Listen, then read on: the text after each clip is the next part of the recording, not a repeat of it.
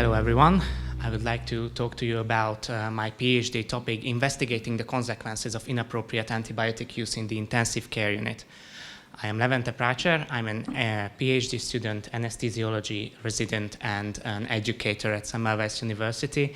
And with my team, we want to provide the best medical evidence possible to help healthcare professionals make the best possible decisions to achieve the vision of living in a world where every physician has access to the most up-to-date resources. I have two specific goals to achieve this vision, first of which is a systematic review and meta-analysis, achieved with the method of systematic review and meta-analysis, and it is investigating the effects of inappropriate antibiotic use on complication rate in the intensive care unit. What is inappropriate antibiotic use? It can be subdivided into four main categories. First of them, which is the most easy to understand and the most one of the most ubiquitous, is unnecessary inappropriate antibiotic use, meaning that we administer antibiotics when there is no bacterial infection. The second one, which is easy to understand, is incorrect dosing. So incorrect dosing means that for some reason it's not given in high enough doses. For example, patients receiving continuous renal replacement therapy are often underdosed with antibiotics, or it can be due to other general reasons, not giving the appropriate dose for renal function or not doing the appropriate calculations. This is very underreported in the literature, especially there are actually no articles that describe this other than some CRRT studies. The third one, which is prevalent, is too narrow of an antibiotic spectrum.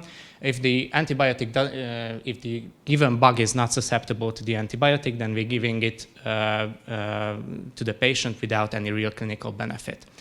The one that is the hardest to understand is the too broad spectrum. Too broad spectrum is it's covering the covering the range that we are interested in, but a less invasive antibiotic would have sufficed.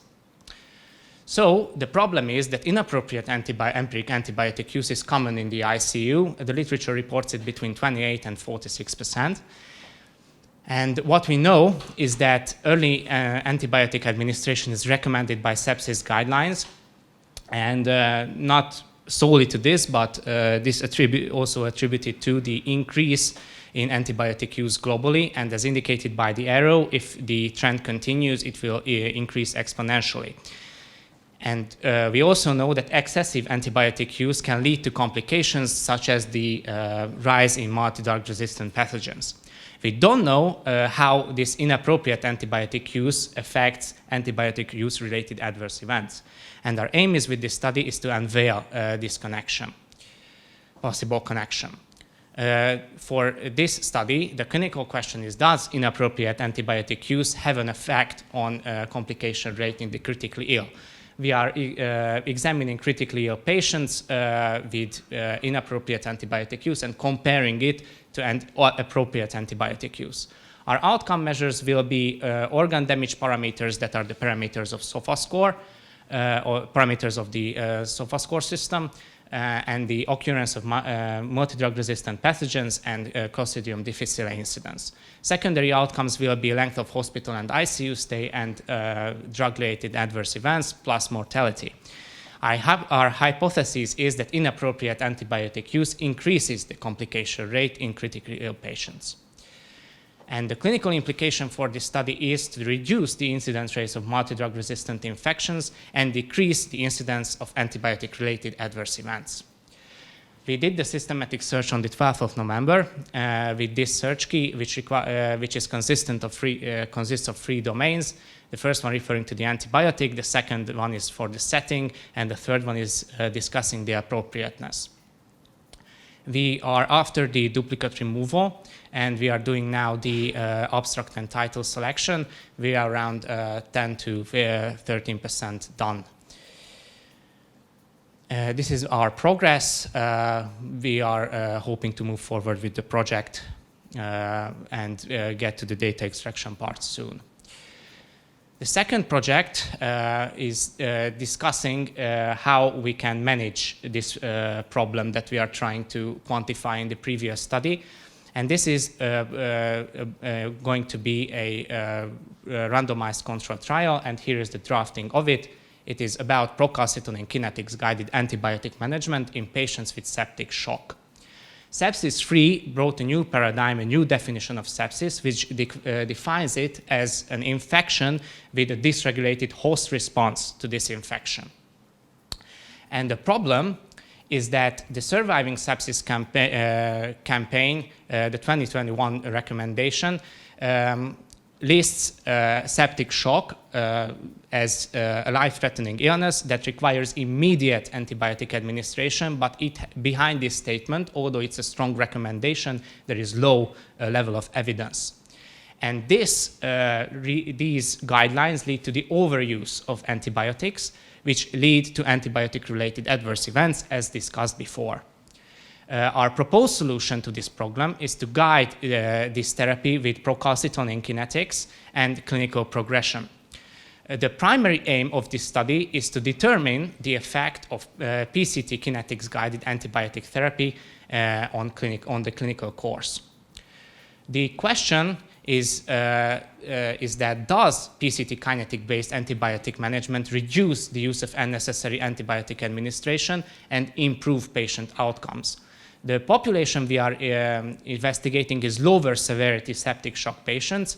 We are looking into literature search on defining these exact parameters, but septic shock differs from sepsis that it requires hemodynamic support, and the laboratory parameters indicate anaerobic metabolism happening. So these are the two parameters that we are trying to base this stratification on norepinephrine use and lactate level. We are comparing it to standard empirical therapy, and their outcome measures are similar to the study we discussed before. And our hypothesis is that the delayed antibiotic administration improves antibiotic appropriateness and improves organ dysfunction parameters.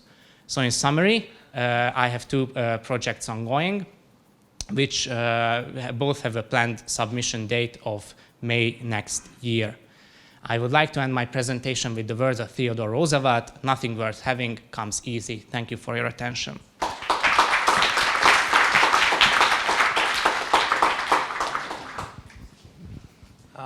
Congratulations to your nice presentation.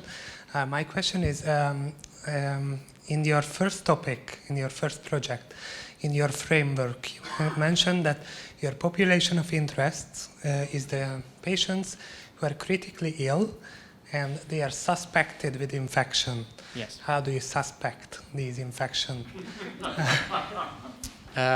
The suspected infection means that the patient has symptoms that can correlate with an infectious course, for example, and other modalities can be outruled. For example, with pneumonia, there is a decreased level of decreased oxygen saturation, shortness of breath, and the other etiologies such as pulmonary embolism or cardiac failure has been excluded. And what is different between suspected and definite is the microbiological data. So the difference between the two is the definite microbiological evidence of an infection. These are bacterial infections. Yeah. Excellent ideas and nice presentation. Under inappropriate dosage, you mentioned underdosage. What's about overdosage? If the antibiotic is appropriate, but it's in a toxic level, would you involve it in your investigation? Of course. Yes. To give the short answer.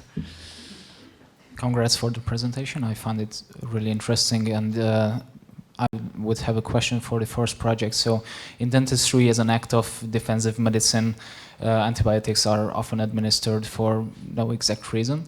And that's the sad truth. My question would be, do you have any countries or healthcare systems that could be a role model for us in terms of guidelines or the strictness of the antibiotics administration? I can talk about the system is happening in the US. I can't mention one that is an example that should be followed. In the US, overuse of antibiotics is even more prevalent. In the northern countries, there are recommendations against antibiotic use. As far as I've seen in oral surgery, there it's defined which group can receive antibiotics and which shouldn't. But generally, in a worldwide sense, I can't mention a country that should be followed. Let's hope we will be that. Thanks. Maybe can I have one question? Considering the procalcitonin kinetics, how often do you plan to measure or how to understand this term? And why only lower severity septic shock patient? Why you chose this population? Thank you.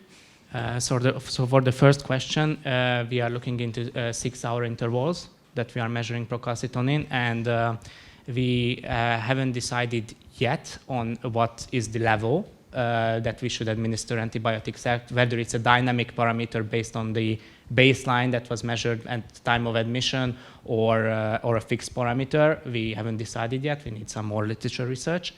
And on the second, on your second question, we are including lower severity septic shock patients because it's it would be we are not that convinced that in severe septic shock patients delayed antibiotic administration can wait. With critically ill patients, the most important thing is to stabilize the patient by all means necessary, and this septic shock patient group are stable with a low level of support. So they are already stable and they don't need the full power of the medical field yet. One very short question. According to your clinical practice or, I don't know, literature, what is the most common mistake when giving antibiotics inappropriately? I mean, of those 4 types. The too broad spectrum antibiotic administration, because physicians are defensive. Yeah, that's in what that I matter. guessed. Okay, thank you very much.